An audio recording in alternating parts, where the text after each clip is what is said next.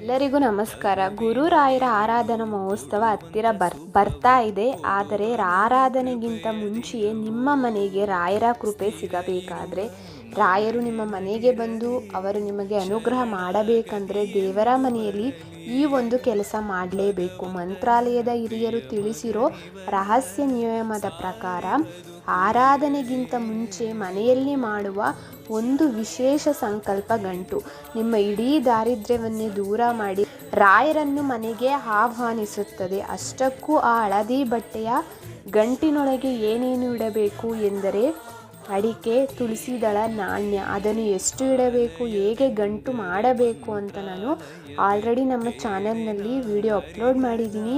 ವಿಡಿಯೋದಲ್ಲಿ ಸಂಪೂರ್ಣ ಮಾಹಿತಿ ಕೊಡ್ತಾ ಇದ್ದೀನಿ. ಇದನ್ನು ನೀವು ಮಾಡಿದ್ರೆ ತುಂಬಾ ಒಳ್ಳೆಯದು. ರಾಯರೇ ಸ್ವತಃ ಬಂದು ನಿಮ್ಮ ಮನೆಗೆ ಅನುಗ್ರಹನ ಮಾಡ್ತಾರೆ ಅಂತಲೇ ಹೇಳ್ಬೋದು.